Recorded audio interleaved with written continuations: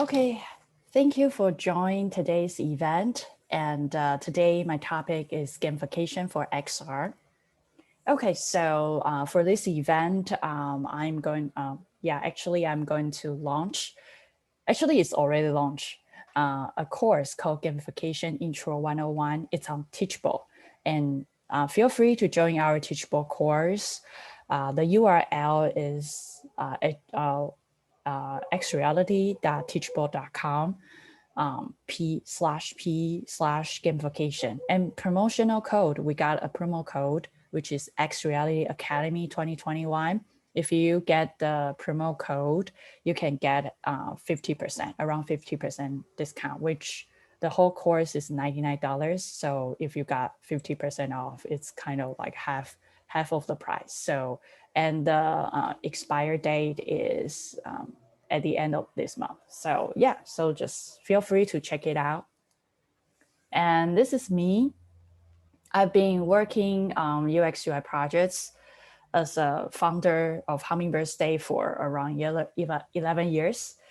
And yeah, those are kind of like my experience. And most challenging project for me was OPIC 360.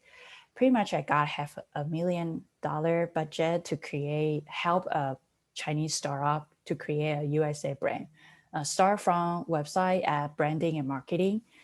Within half a year, pretty much I helped, something from zero, like a startup from 0 to 1. Yeah, and I got some fun project, which was called Breaker.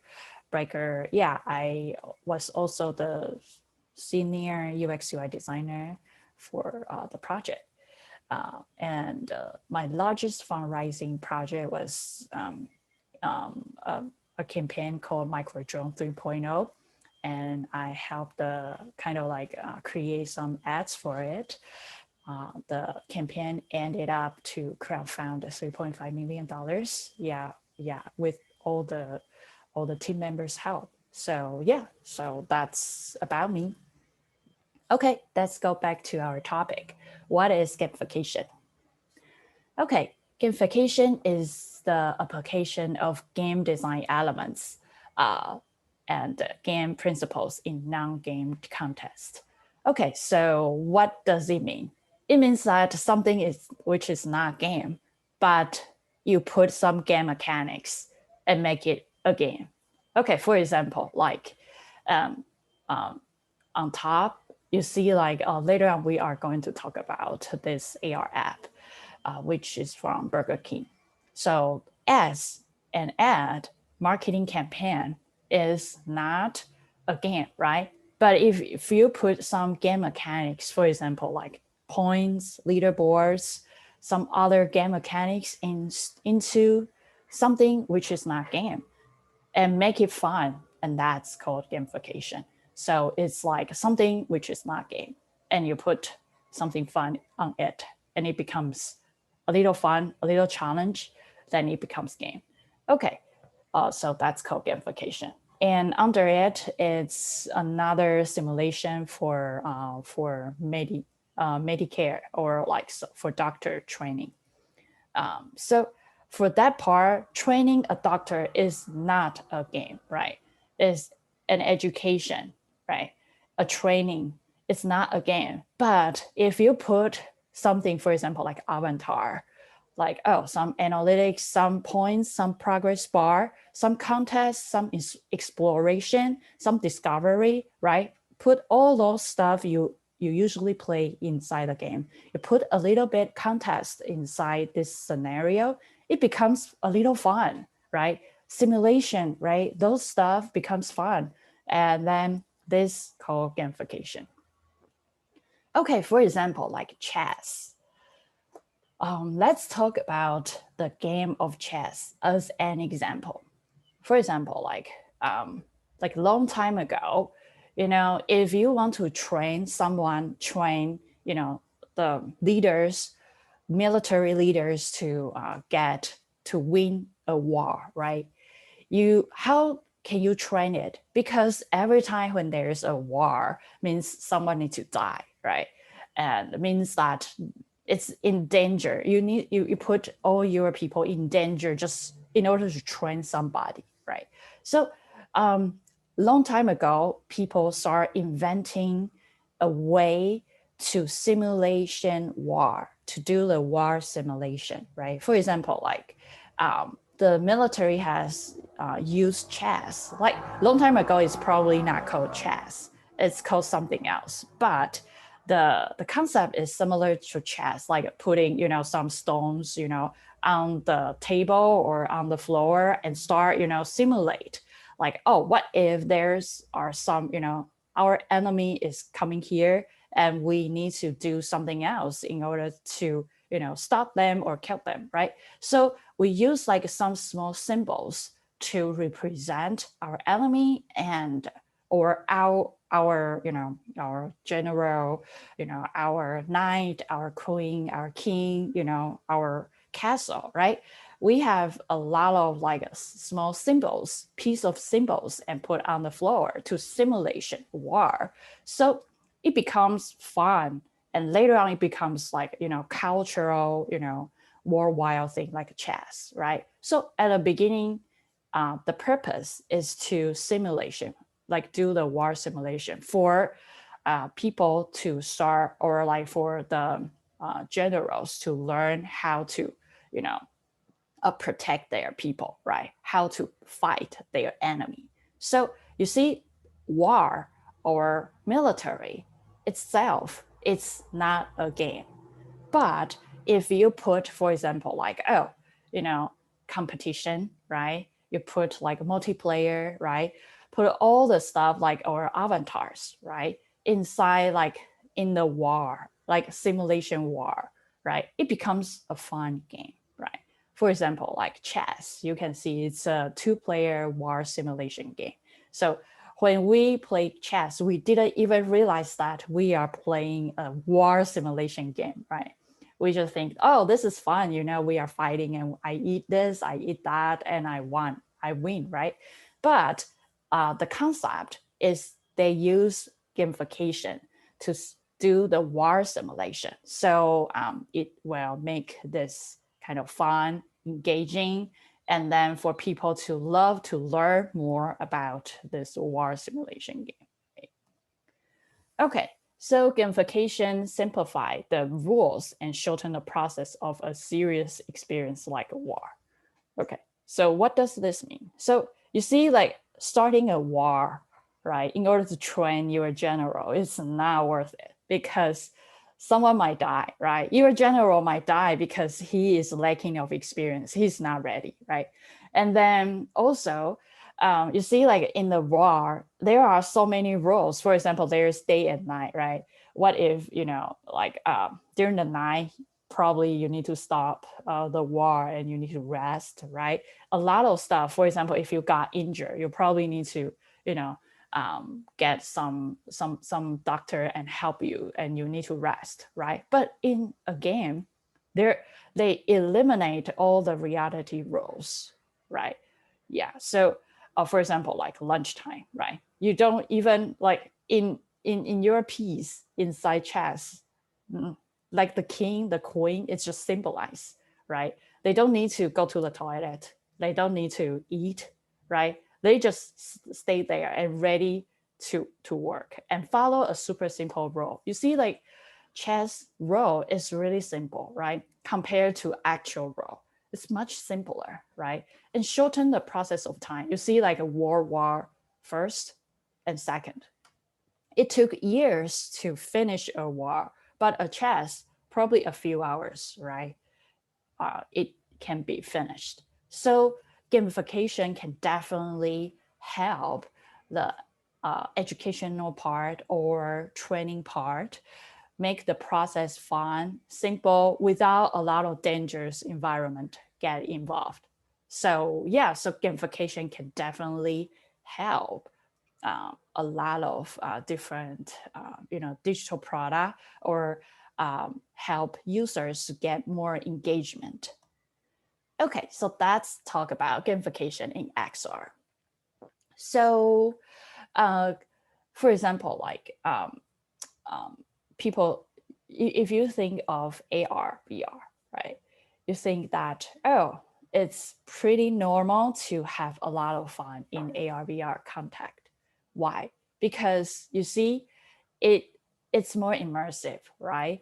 And the UX UI will be largely, you know, replaced by narratives, right? For example, you see something jumps up and then comes up everywhere in the reality. So it becomes more narrative rather or storytelling rather than, like right now, our UX UI is more like, the the app, right? You go to sign up and you see a bunch of words and you have windows, pointers, cursors, buttons, yeah, all those stuff that construct the current UX UI. It's functional, but it's not really talking to you because it's a piece of code information. But if you see AR VR, it's usually made of 3D, right? 3D model, and which when you see an avatar, when you see it talks, when there's a sound, there's a story, right? You start thinking, you start kind of correlate to yourself. So usually people think that gamified experience are usually reside or coexist in any effective XR context. So that's why. So XR has deep roots in game development as well. Look at how, if you want to do like AR, VR development or apps, usually you need to use Unity and Unreal. Those are kind of the professional product, right? So those pretty much, if you are a developer, game developer, those two are kind of the biggest game development software. So you see, starting from this point, those software already developed for games. And XR is, if you want to develop a decent XR product, Unity and Unreal is two biggest software. So you see, people who already work in game development can develop XR. So you see that bring up the game knowledge into XR as well. And immersive experience. What's immersive experience? For example, in the past, if we want to order stuff, right? Or right now, some of us will, go to download an app and start, like click through all the pages and order stuff, right? It's code, it's text based, right? It's screen based. So you don't feel emotion. You don't feel like, oh, this person is a girl, or you don't feel connection. But if there is a avatar shows up, right? Or if there's a voice shows up, for example, right now we can order anything. For example, we can just say, Alexa, order me a Burger King or something, like I want a hamburger or something. And Alexa will help you to do everything, right? Order stuff for you. So you can feel like right now, in XR, the experience is more immersive. You feel like you are talking to somebody. You don't feel like you are interacting with a machine, right? So this will add it up XR to be more fun, right? And also gamification can definitely get a better engagement. And previously we talked about chess, like a war simulation. It also help training high risk job as well. Okay, so let's take a look of the examples for VR simulation. So VR gamification for VR can create a synthetic training environment, right? Yeah, and it also saves the budget. For example, like if you want to build a training environment, you might need to hire a lot of people, right? You might need faculties, right? You might need a lot of actual stuff.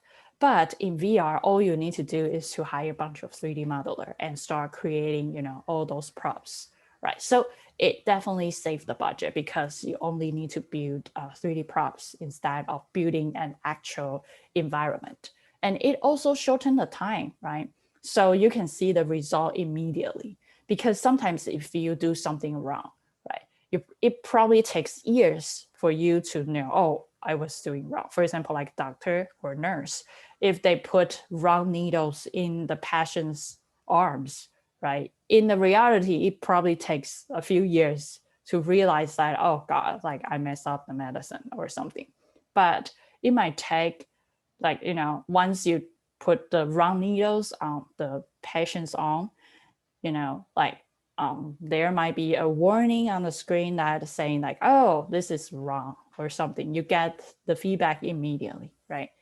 And you can definitely empathize people more, right? You because you are in that environment, so you feel more. It's not just a bunch of screens with like a flat text and bunch of icons, but it becomes something that reside in your actual place, so you can feel more, you understand more. And yeah, it's also an immersive experience, and it can definitely increase engagement. And as for VR simulation or AR, as long as you have computer, you have Wi-Fi, you have headset, or you have a phone, right? You can do it anytime, anywhere. Unlike, for example, if you want to train a bunch of doctors, yeah, you need to make sure they are living closer to that hospital, right? And you need to make sure, for example, if someone wants to do it at night, you probably say, no, you couldn't do it at night. You only can do it in the morning because the hospital is open or something, right?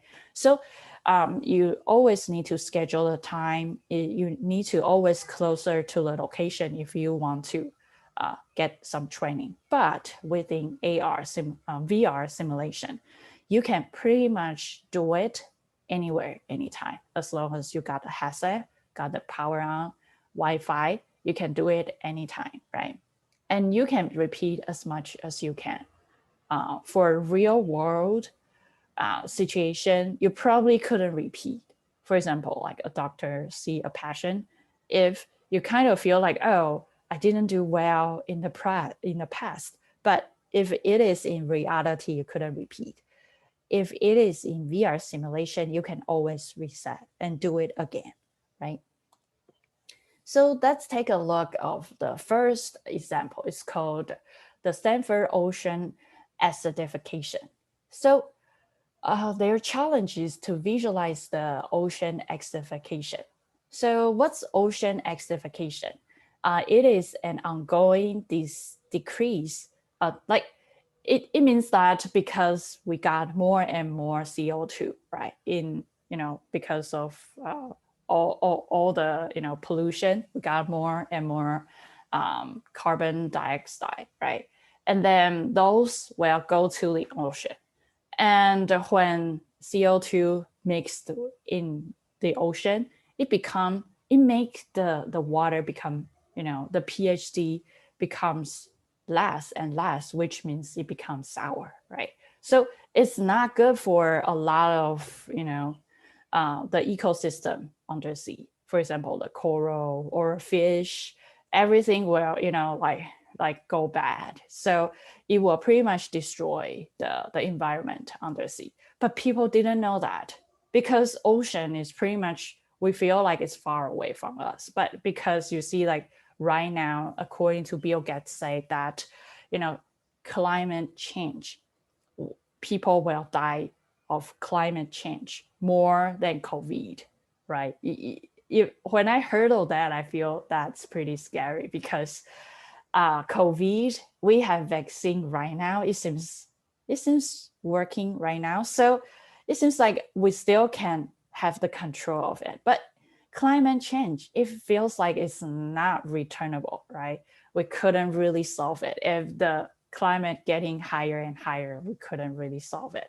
So how can we make people be more aware of climate change and reduce our pollution to the world, right? So they use VR to help to create a synthetic environment and help the user or people to, to be more aware of the ocean acidification. So yeah, so the game mechanics in this VR simulation game will be exploration, storytelling, immersive experience, embedded information, knowledge share, movement, natural consequence. So let's take a look.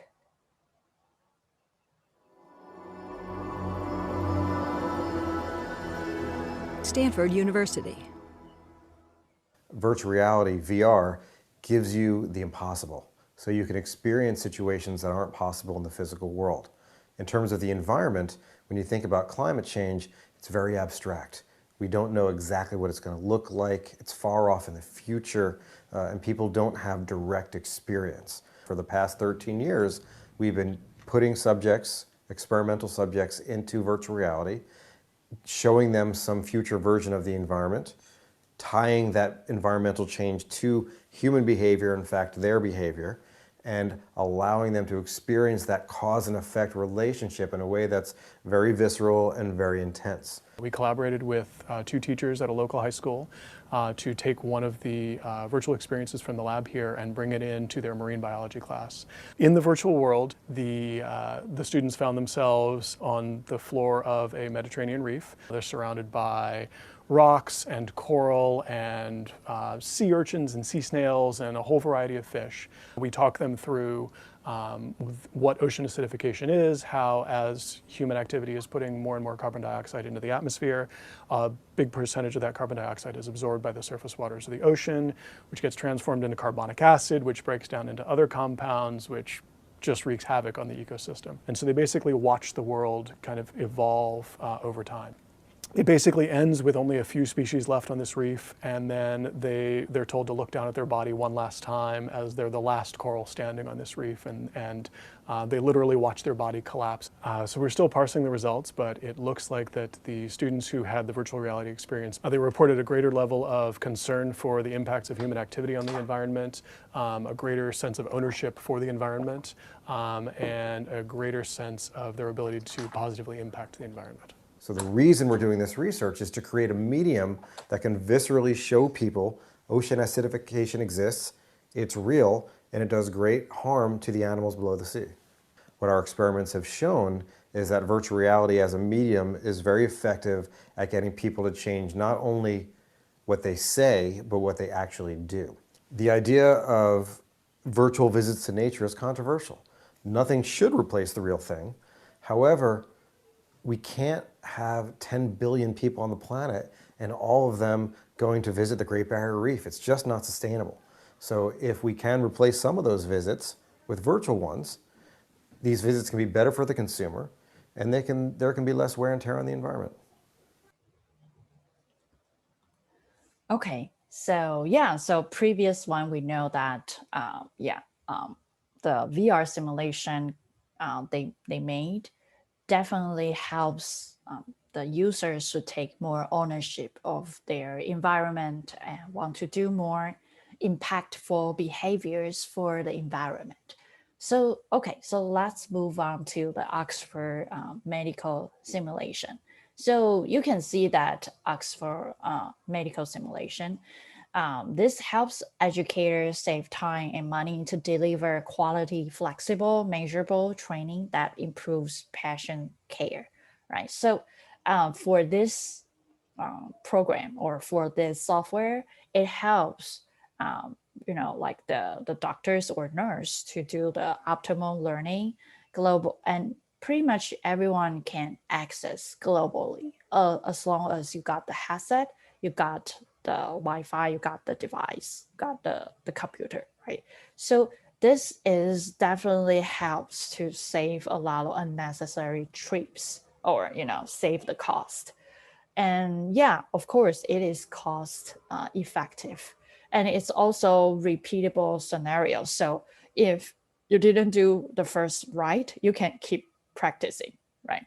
So it's really good for doctors to do it in VR first, rather than they just go to the real doctor, to the real hospital and start to do the practice, right? Because they might do something wrong in real life, and the patient who got the wrong treatment will suffer, right? So from these types of VR simulation training, the doctor or nurse, they just get out of school and they don't need to do a lot of wrong things to the real human.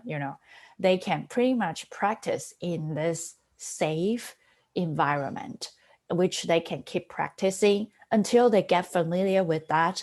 They can, once they pass all the exam, the quiz, they can pretty much go to the real world and pretty much reduce the mistake and error to the actual patient. So you can see like this is the headset and device. All you need to do is to buy, Oculus Quest, Oculus, I think this is Rift, Oculus, and then you can get, for example, you can see a lot of data and a lot of progress, how you performed. If you don't like your performance, then you can pretty much redo it again and make it better, right? So it pretty much developed the decision making for both doctors and nurse, and it also helps the pre-doctors or nurse to have more critical thinking.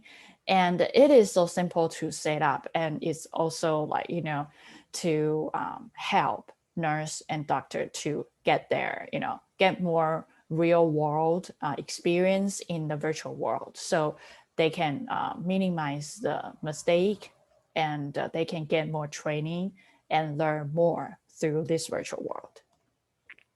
Okay, so in this software, the game mechanics they use are avatar. You see, there are a lot of real human, kind of semi-real human. I know it looks a little creepy sometimes. When I saw the face, I feel it's pretty like a zombie game. But I mean, I think at the beginning, I wouldn't say right now VR is at the beginning, but because we haven't reached out to the world of 5G, right? We are still in the 4G, the majority of us. So I would say there will be some latency. So that's why, we couldn't put a lot of files on the cloud. If we have too many latencies, then our brain will get affected, will get motion sickness. So I understand that a lot of avatars, they kind of trying to make it human, but couldn't make it too realistic, right? And then you can see like instant feedback. Instant feedback is a really good way of learning. Imagine if you do something wrong, you can get feedback immediately, rather than, after a few days, your teacher told you it was wrong, right? This instant feedback will be much effective than, postponed, like the feedback, postponed. And progress bar is important because once you get in, you kind of know where you are, where you are going, right? That is really important. And quiz helps you to verify and clarify your concept of a certain task. Score, you can see how well you do it, right? Rating, right? How it is, how things is good or bad. And role playing, you are playing a role of doctor, right? How you behavior like a doctor. And narratives, there's a mission and there's a quest and there's a narratives. How can you solve the problem, right? Okay, let's take a look of their intro video.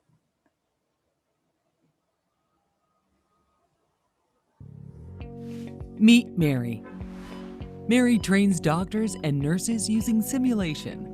Mary loves her job, as she's seen how effective simulation is in training healthcare professionals. But it's not easy for Mary. There's never enough time, or enough money, or enough space. And expert faculty are hard to find.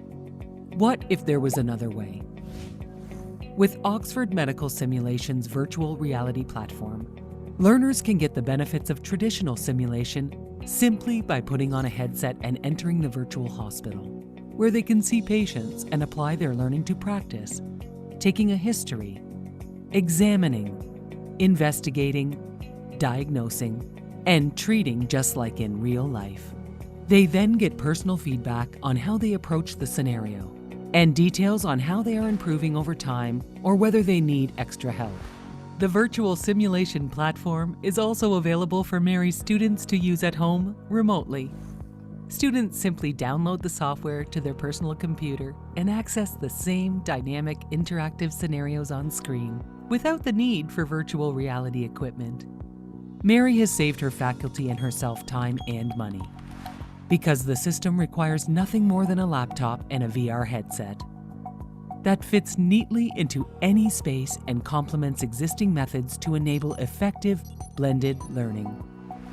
Learners can use the system without faculty supervision and repeat scenarios as many times as they need to in order to feel confident and competent when seeing patients in real life. Oxford Medical Simulation, transforming healthcare education to improve patient care. Yeah, so through these examples, we can see that VR, gamification for VR is definitely help improve the training for doctor and nurse. Okay, so let's take a look of the soldier squad virtual trainer, right? So pretty much, like defense, like for the military and war, it needs VR simulation and war simulation. Why? Because, for example, are you going to send your soldiers to the bloody war zone without any prior experience? No, right? So what should we do? How can we do to kind of help training our soldiers without hurting them or without putting them into a hazard environment? Because again, if your soldier, because of lacking of experience, if your soldier died in the virtual world, they can still, revive, or they can still be alive in the actual world. So it won't really affect them, right? But they know how to change it according to their mistake. But if you send them just because you want to train them, you send them to an actual war zone, they might die due to lack of experience. But you still want your soldiers to, be in the actual war without getting hurt, right? You don't want them to, study a bunch of books, or, look at a bunch of websites and trying to be a really cool, really handsome, soldiers. You want them to have kind of actual experience, but without really, without putting them into the hazard environment. What can you do? You see, so our military has been using these types of VR software, VR kind of war simulation games to train our soldiers. So you see, Defense Secretary Mattis has said that our close combat fights should be fight 25 bloodiness battles before they ever face real combat. So this soldier squad virtual trainer is designed to make this a reality, and using synthetic environment immersion to the replication of complex environments and technical physiological conditioning. So it's kind of like using these types of VR simulation to simulate a complicated environment, war zone, for the soldiers to get more experience before sending them to the actual war. And then, in this training program, you can see there are some gamification mechanics applied. There are avatar, and you can get instant feedback. You can see progress. You can see points. You got missions, and you have simulation, and you got scores. And you need to there are teams, right? You need to join the team, help your team members, and also spying. Okay, so let's take a look of the intro of this software. Combat readiness is our #1 priority, and there is no other #1. We as leaders must never allow our nation's most precious asset, our sons and daughters, to go into harm's way unprepared, lacking equipment, untrained, undermanned, or with less than competent leadership. That is a covenant with our soldiers and our nation that we must never break. The U.S. Army and the DoD are long overdue in addressing a significant capability and survivability shortcoming in its most fundamental formation, the infantry squad. These warfighters, the infantry, cavalry, special forces, engineers, medics, and forward observers, make up only 4% of the total uniformed force, but they have suffered almost 90% of combat deaths over the last 70 years. While it's not surprising that those who are in close combat suffer a higher proportion of casualties, the United States must do everything within its power to ensure they face this danger with overwhelming lethality, mobility, and survivability. The United States requires a military that is dominant in close combat fighting. Only with that dominance can we prevail against near-peer threats in the increasingly lethal 21st century security environment. Key to this will be synthetic environment immersion and cutting-edge visualization technology. The Secretary of Defense has issued clear guidance. I want our close combat soldiers to fight 25 bloodless battles before they ever face real combat. The Soldier Squad Virtual Trainer, or SSVT, supports this objective by placing soldiers and Marines in high-fidelity simulated combat. As a part of the Synthetic Training Environment, or STE, the SSVT has 3 overarching advantages. First, it can replicate complex environments. Through the STE's One World Terrain capability suite, warfighters will have access to simulated battlefields in any place on the globe, from environmentally restricted locations to megacities with dense urban terrain.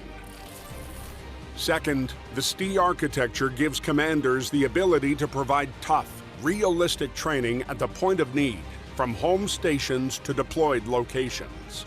The third and most powerful advantage of the SSVT is that the soldiers and Marines using it can undergo the tactical and psychological conditioning of 25 bloodless battles before the real fight begins. The SSVT enables this through repetition, varied training conditions, and by recreating the stress of combat.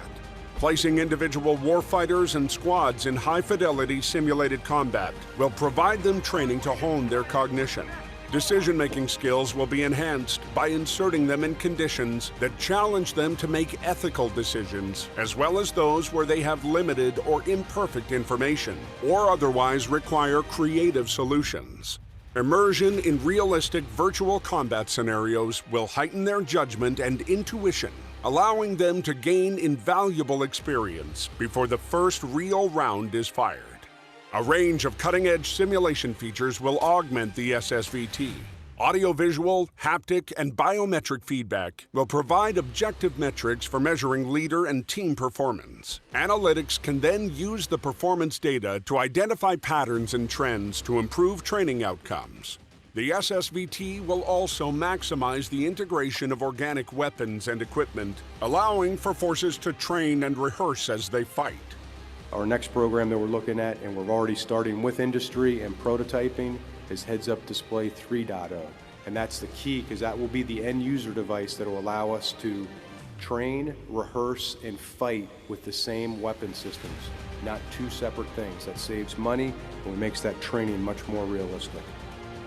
In addition to close combat squad training, the SSVT will support weapon skill development, use of force, and joint fires training, preparing warfighters for the full spectrum of dismounted operations. The Soldier Squad Virtual Trainer, supported by the Synthetic Training Environment, can help train squads to thrive in uncertainty and chaos. It can prepare them to win against the adaptive enemies they will face in multi-domain operations. Ultimately, building the SSVT is an important step in addressing the capability and survivability shortcoming for our infantry squads. and in making their training a priority once again. We owe them no less. Yeah, so pretty much we can see like if we use XR in military, we can definitely help training our soldiers before they go to actual war zone. Okay, so let's take a look of AR gamification. AR gamification usually because AR, everyone has a phone in their hands, right? So AR usually is doing more commerce for selling, for marketing campaign. So AR usually is not absolute. I would say probably around 90%. If you see like AR, something AR, pretty much a lot of them are for marketing. But if you see some AR glass or MR glass, mixed reality glass, in cooperation, usually it's for training their employees and make their employees instant from novelty, right? From someone who didn't know anything. But once they wear AR glass, it can kind of connect to the back end of the expert, so the expert can direct the employees directly, right? So the novels will become instant expert. So that's kind of for the I would say the cooperation usage. But usually right now for this phase, AR is more for fun, sharing and make, more like brain awareness and for learning or like build a community, right? Because AR is usually when people have some interaction with your brain, they would like to know more and they would love, like it's easier for people to remember if they play your game, right? So today we are going to talk about more AR gamification in a campaign or in the marketing way. Less about the AR for the cooperation. The AR for the cooperation, you can see in the Gamification 101 intro, that part we mentioned a lot, but this time we will talk more about AR gamification for the campaign. Okay, so this one is called a brand-led ad. Burger King just, I would say it's not just, but a few years ago, they launched an app, a marketing app in Brazil, which allows the user to burn the rivals' ads. Once they burn, they can get one voucher or get one free burgers, large burgers.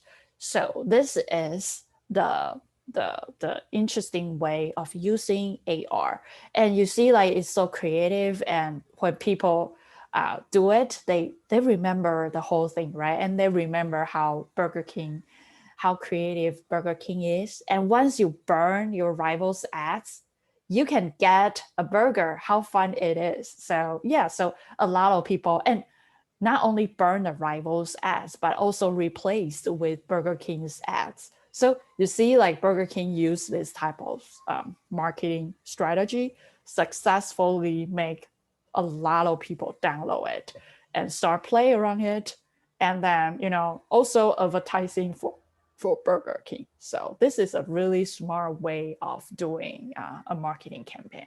Not only make your users kind of burn your rivals' ads, but also replace with yours, and then everyone was feel fun and make this campaign really memorable. Okay, so let's take a look of this campaign.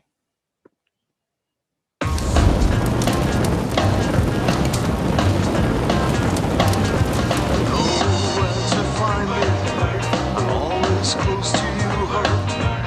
When we are together, you're thinking of another one. Why you put me through this hell? You got fire for somebody else. Baby, I'm good for you. I would do anything. What else do I have to do to let me be okay? Why you put me through this hell? You got fire for somebody else.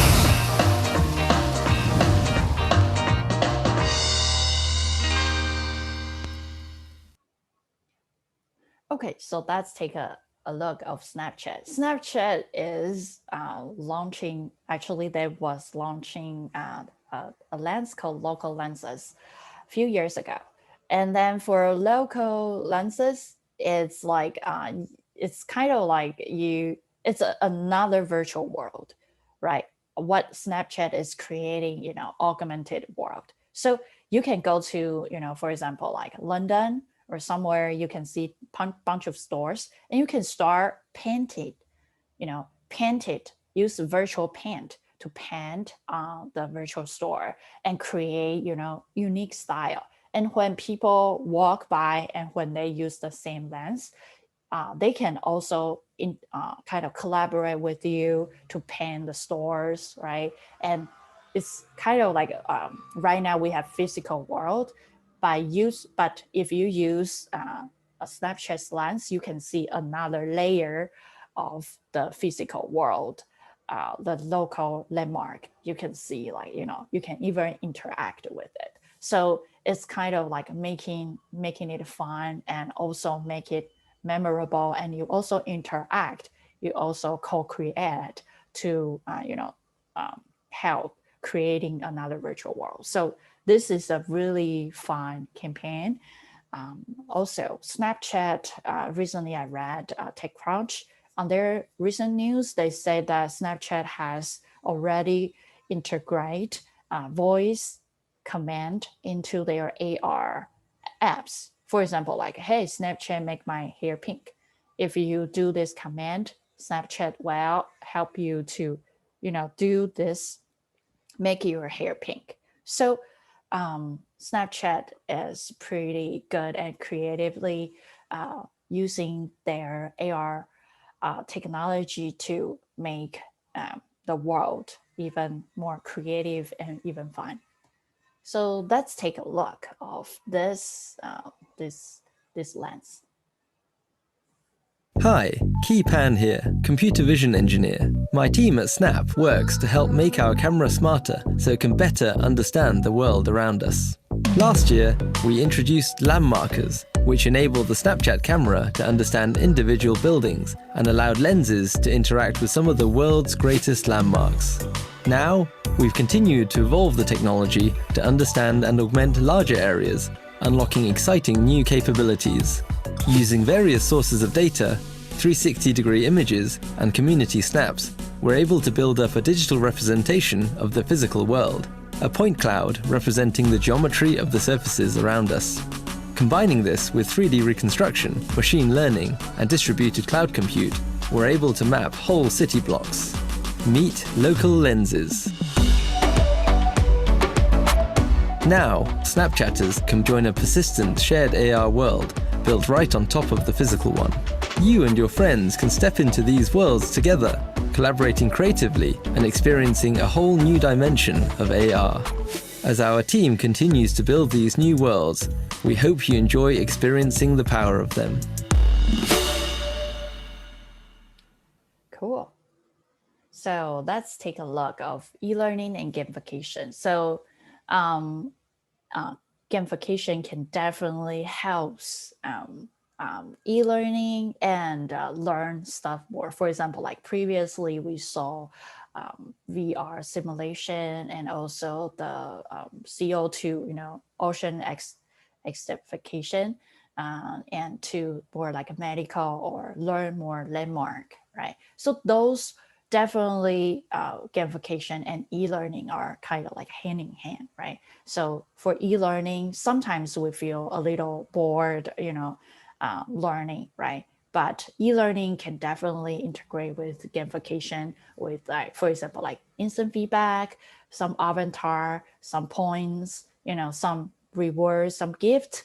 Those hand in hand together will increase the fun for for learning. Okay, thank you so much for today, for joining me today. And if you want to learn more, feel free to check my course. The course is on Teachable, And then before it was like $99 original price, but with the promotional code, which is X-Reality Academy 2021, you can deduct probably 50%. So yeah, so once you buy it, it's kind of like a lifelong access. So yeah, so feel free to check it. And the website is xreality.teachable.com/p/gamification. Okay, so feel free to join us now. Okay, so yeah, so thank you. And yeah, so this is my contact information and feel free to follow me.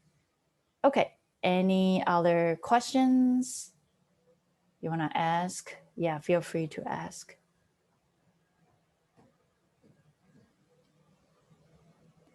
Yeah, you can unmute yourself if you have any questions. I don't really have any questions, but I thought I'd say that was really fun and interesting. Like I mentioned before, I had no idea what gamification was or really much about XR or any of these. And it was really, really cool. Seeing a lot of the examples of how it's implemented is pretty fun and exciting, thinking about how everything's going forward and it's becoming more and more popular. Yeah, and anything else? Yeah. Cool.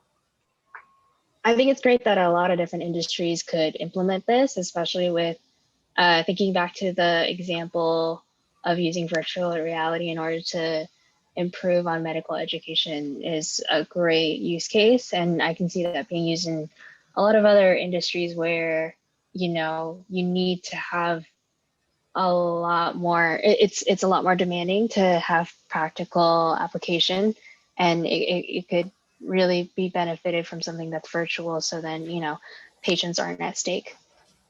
Yeah, definitely. And I really like what I like AR and VR is that they are get out of, you know, book format, you know, like, or like something that is not that intuitive. For example, like you see like the app we use right now because of it's 2D, right? So you still see like pages, you know, like it's not that storytelling, it's more functional, right? But AR, VR pretty much break the barrier between, you know, like aesthetic, you know, beautiful layout, task, pictures into more storytelling scenarios and make you feel like that's part of my life. But even it is kind of synthetic or like something which is not real, but because there's Z space adding. So it's 3-dimensional, same dimension as right now we have, right? So it can have a lot of stuff that make us feel more, you know, more real, and also helps us to learn better by hands-on experience. So I definitely think that AR, VR can help us to do a lot of great stuff. And all the AR, VR stuff you see pretty much reside in gamification. So yeah, so before I was like, hey, why gamification is not part of UX UI design? Because we know that in the future we are going to integrate with more, you know, empathetic design. But there's no, I would say not no, but UX UI right now is more telling you how to structure things nicely and effect and make people easy to find, which is great. But I wish right now we can go to the next level, which add more story and make people more empathize to others, be more aware of the environment and learn more and be more motivated of what we are learning. So yeah, so that's why I created this class. Yep, cool. Okay, so yeah, it's about the time, and I really thank two of you guys still wake up. I don't know whether you are night or morning, but you know, still join. I know everyone right now is kind of Zoom fatigue. So yeah, thank you for your participation, and hopefully see you guys next week. Okay, bye-bye. Thank you, bye-bye. Thank you. Bye.